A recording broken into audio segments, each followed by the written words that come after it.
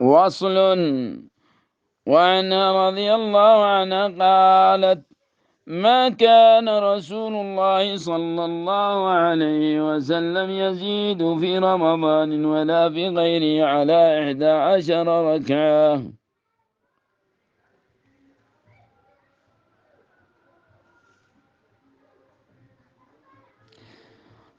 قال: ولا ينافي هذا ما ثبت عن ابن عباس أنه صلى مع رسول الله صلى الله عليه وسلم 12 ركعة ثم أوتر صلى الله عليه وسلم. رواه البخاري. وفي صحيح مسلم أن رسول الله صلى الله عليه وسلم صلى في ليلة 17 ركعة.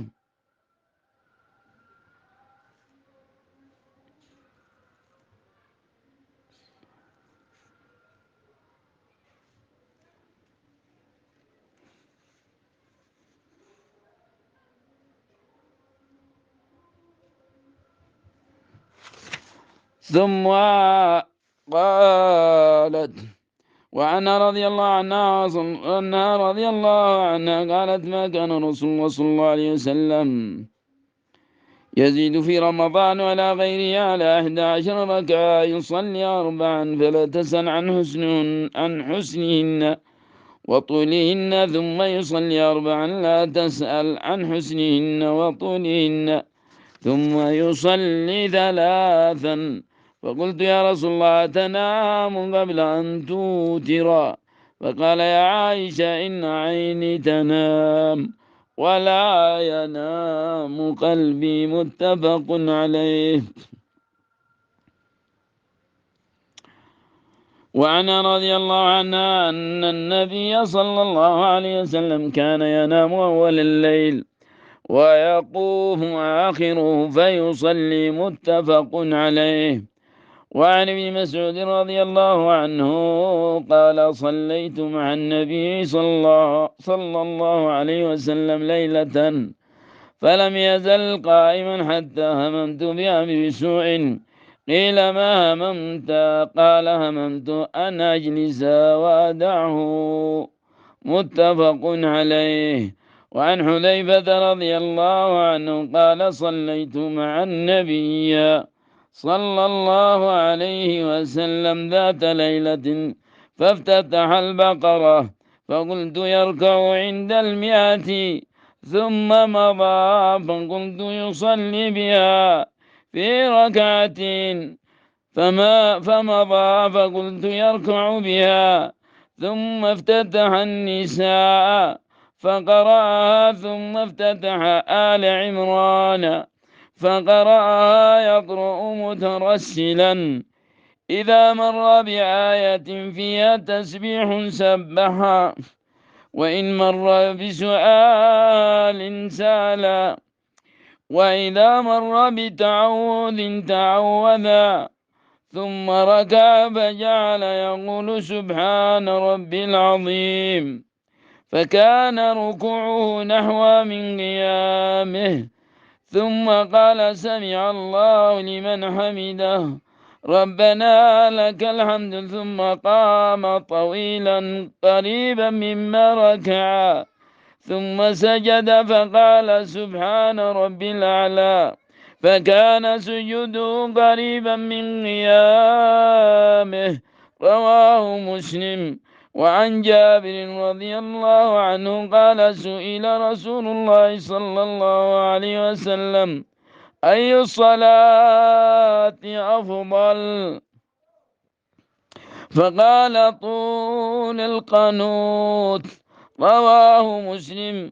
المراد بالقنوت القيام.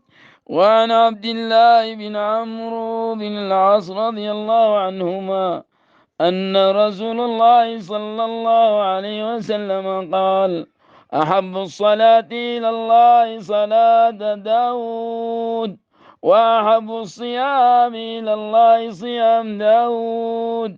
كان ينام نصف الليل ويقوم ثلثه وينام سدسه، ويصوم يوما ويفطر يوما. متفق عليه.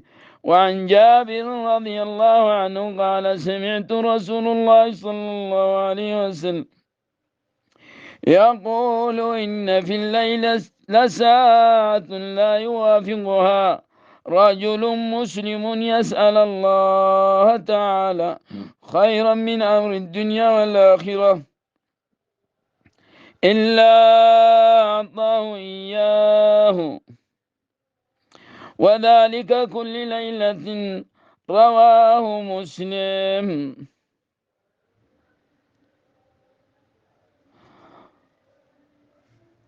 وعن أبي هريرة رضي الله عنه أن النبي صلى الله عليه وسلم قال إذا قام أحدكم من الليل فليفتتح الصلاة بركعتين خفيفتين. رواه مسلم. وعن عائشة رضي الله عنها قالت كان رسول الله صلى الله عليه وسلم إذا قام من الليل افتتح صلاته بركعتين خفيفتين. رواه مسلم. وعنها رضي الله عنها قالت كان رسول الله صلى الله عليه وسلم إذا فاتت الصلاة من الليل من وجع أو غيره صلى من النهار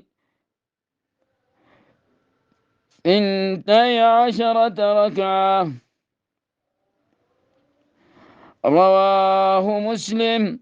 وعن عمر بن الخطاب رضي الله عنه قال قال رسول الله صلى الله عليه وسلم من نام عن حزبه أو عن شيء منه فقرأه فيما بين صلاة الفجر وصلاة الظهر كتب له كأنما قرأه من الليل. رواه مسلم.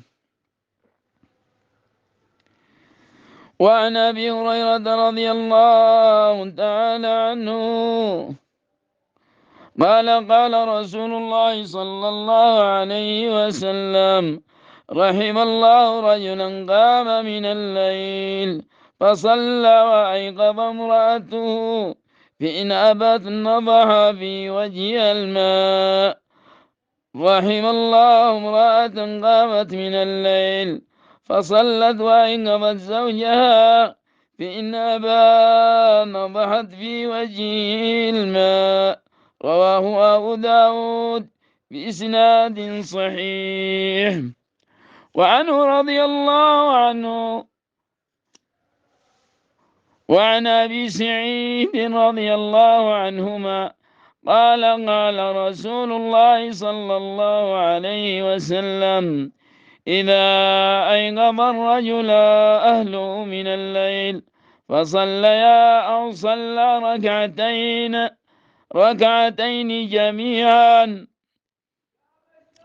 كتب في الذاكرين والذاكرات. رواه أبو داود بإسناد صحيح.